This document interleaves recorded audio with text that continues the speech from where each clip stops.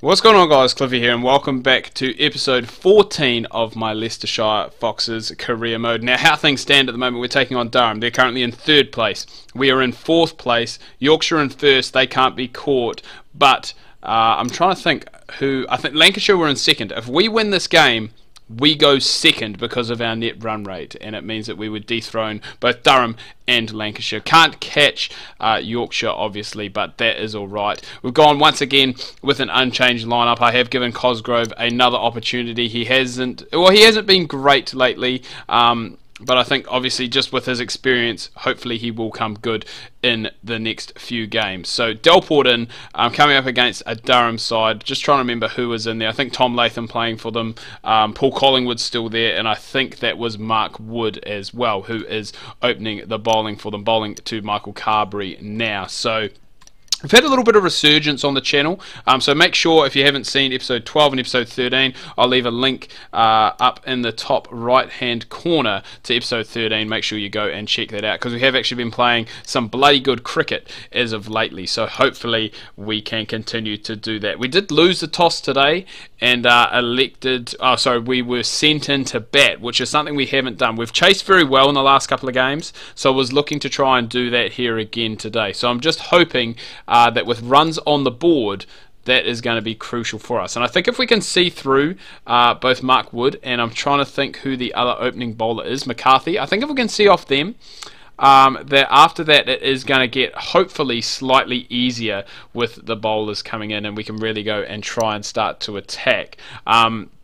Delport has been aggressive once again. I've toned his aggression down just a little bit because I do want him to go and try and, play that innings where he bats, a little bit more. I think if he bats 20, 30 overs, he's going to go close to scoring 100 anyway. So we just need to make sure we have that aggression right, tone it down just a little bit, and try and make him bat a little bit more time rather than just go out and try and have a wog at everything. So overhead conditions are good.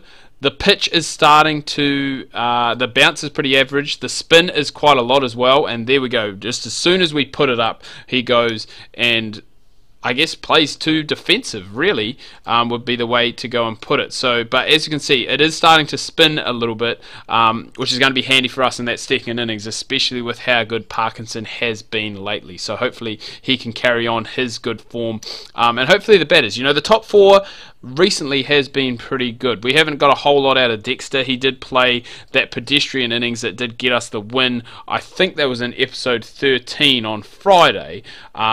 Cosgrove hasn't been in good form at all, so hopefully today is the day that he does come good and does manage to score us some quick fire runs. Batting a little bit unusual down at number 6, but I want him to try and be that finisher, be that guy that comes in and can just be aggressive, have a bit of a license. So 24, so we're halfway through now, and only 89 on the board. Ackerman 6 off of 27, and we just can't seem to quite get them away at the moment. Carberry's still hanging in there, which is good. I do like to see that. He has taken up a very important role, another 50. I think that's back-to-back 50s for him. But since Delport has come back, Carberry has really been able to play, I guess, more of that anchor innings. He's been able to go and try and bat through and bat around, I guess, the guys that are coming in after him. So hopefully he can continue to do that, and we can continue to get a good score on the board. I think if we get anywhere around 220, 250 on this pitch, that it is going to be competitive,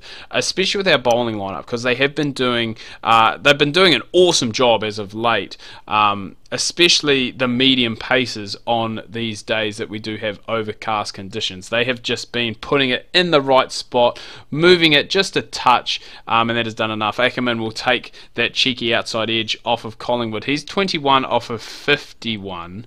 So we're going to put his aggression up just because we do want to go and try and get the run rate up. And Mark Wood looks like he's coming in and will be finishing off his spell very shortly, I'm hoping. Collingwood has bowled 5 overs, none for 22. He really should be a guy that we're looking to target, so hopefully Carberry can go and do that here.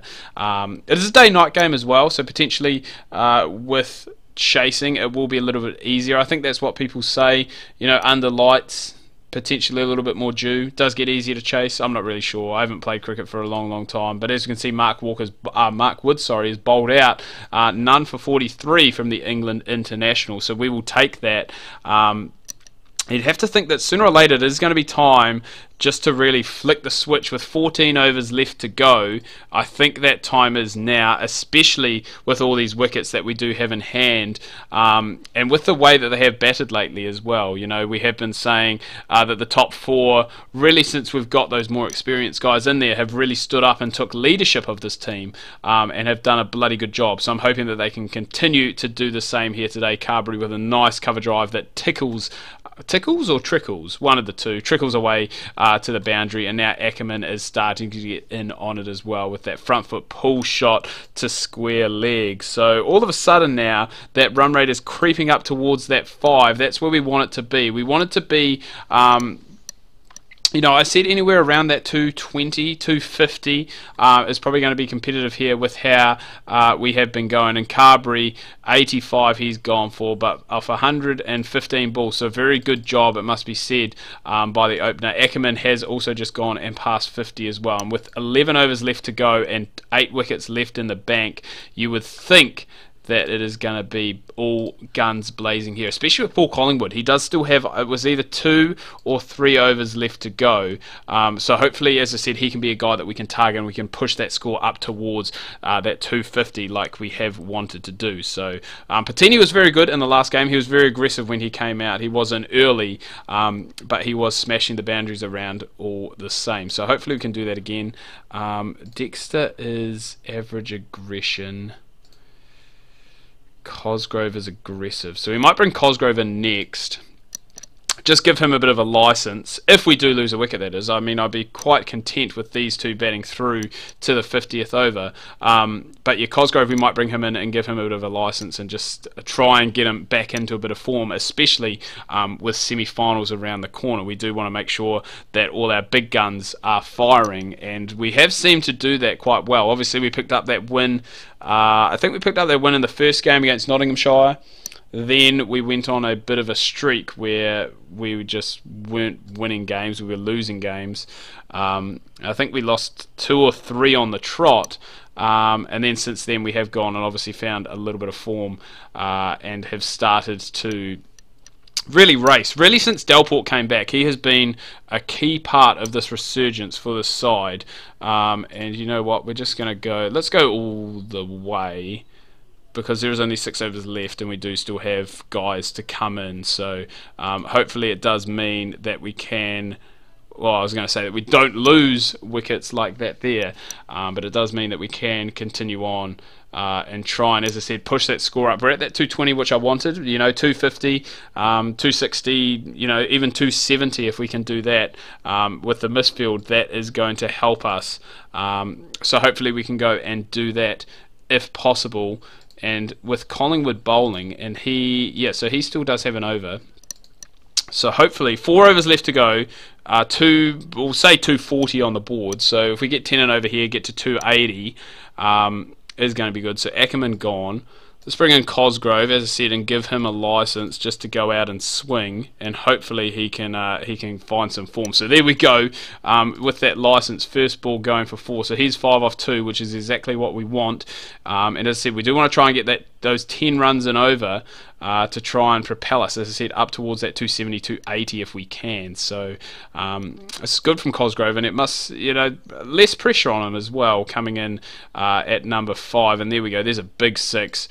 So that is good, 16 off of 6, and that's exactly what we want from the big Australian to go and do that job. So Dexter in now. We did just lose Patini, but 34 off of 26, he's played his role. Dexter, please tell me that's going to go all the way. Oh yes, leading edge for 6. We will take that. We will absolutely take that. And there's going to be another boundary. So an expensive over that one with a 6, a no ball, and a 1. We move up to 278. And with 1 over left to go, Cosgrove is gone. 18 off 9. Hopefully that's going to help the kid out with his confidence. And I'm just hoping that we don't go and fade away here. 6 for Hill, first ball. Takes us up to 284. Oh, and he's gone again. 6 more, 290, And all of a sudden, we originally said we were going to be happy with 220. We do get to 292, and Hill with 13 off 3. Very, very impressive. So remember, what this means, a win here today does see us finish in second position. So hopefully we can go and do that here. I do need to change the highlights, apologies, to low in chances, just because otherwise we are going to be here all day. And you know that I like to keep the videos down in length, so we do only have chances when it comes to the bowling innings. So hopefully we can get some there, and there we go, Klein. Got to remember as well, we are not playing an overseas player at the moment. We started off obviously with Muhammad Abbas. Oh, run him out, please. Oh, that's gone. Give him. Give him. Oh, he's triggered him. Thank you very much, Richardson. Gone for a first ball duck. Oh, yes, boy. Here we go. Remember, we did start with Muhammad Abbas. He got called up for Pakistan duty. We did get Aaron from India, who wasn't in very good form, so we dropped him and brought in Griffiths. And he hasn't really since then been able to find his way back into the team, so which isn't a bad thing, because it does show that our homegrown talent is going and getting the job done. And we're just going to continue here. Rain is probably one of the most unlucky guys in our team. He bowls superb and just doesn't really get the reward for it. So 10 overs gone, 37 for 3. And surely, umpire, you were going to raise the finger to that one. Thank you very much. Make that 38 for 3 as Hart is gone. And all of a sudden, they are 3 down. And the decision, I haven't been doing it all the time, and I guess it is a little bit predictable that a lot of the times I do just bowl the guys 4, 5 and 5 over blocks, and I want to try and get away from that a little bit and get one of the openers, you know, bowling 7 like we've done here, just to try and, I guess, just keep that pressure on with the opening bowler. You know, the batters can't be like, oh, hey, oh, there we go, Parkinson has just cleaned up Latham, another Kiwi gone. I think he got Jeetan Patel in the last game as well, so he is on a mission to take out the Kiwis at the moment. But it just really keeps that pressure on with that opening bowler, continuing on in his spell, and just bumps things up big time. So 72 for 4 now. Collingwood in, and he has got an edge on that one, and that is going to be gone. So Parkinson gets his second wicket after being pumped for a 6 the ball before. But all of a sudden, this is looking like a very big uphill task, it must be said. And has that taken an edge? No, says the umpire with a shake of the head. So expensive. And that's what Griffiths is. Griffiths is, I don't know what it is, but he just seems to leak runs. You know, these young all-rounders that we have, they just seem to leak runs. Picks up wickets. He does have a decent average. But we really want him to try and keep it down, especially in a chase like this where the pressure has started to go back on the batting team. I think they do need somewhere around that 7 run and over mark. So any wickets that we can get, and there we go. Pontier gone for Parkinson. Again, he has been... It was expensive in the last game, expensive in this one too. But he has been picking up wickets, and that run rate has dropped a touch. Now it's 6.5 and over. But hopefully the medium paces can go and get the job done. I'm going to bring Rain back in just for a spell, couple of over spell, same as Griffiths, just to try and get something, because they're moving along nicely here, and I think we have gone and got that one there with the in-swinging Yorker, so Rain does manage to get it. He's gone for 66. Clark as well, who was the set batsman, and it does now bring in Mark Wood, with them being 7 down, and that's what we wanted. We wanted to bring these guys back and to get that breakthrough, but it's not all done, but it could be all done now with number 9 and 10 left in. Griffiths gets his first for the day, very much deserved, it must be said. Gone for a little bit of stick, but he has come back nicely towards the back end, and there we go. I think that one there probably is going to be missing leg, but the umpire has given it anyway. Let's have a look at the Hawkeye. Oh no, just coming back to clip leg, so moved in just a touch. Rain with 2 wickets. We were saying how unlucky he was, and I think he's possibly picked up another one here with this ball moving around under lights. And just like that, boys, the Foxes have won 3 on the trot, and we've made it into the Challenge Trophy quarter-finals. Let's go, boys. there we go. We win by 116 runs, and Ackerman with the man of the match for his 82. Rain with 3 for, and Parkinson 3 for 62. Was expensive, did get taken to a little bit, but did pick up those key wickets, it must be said. As we hit the continue button, we see that we are in the quarterfinals, boys. We're playing Hampshire from the other group, Essex and Lancashire there, and as we can see, that is not our group, so never mind. We do finish second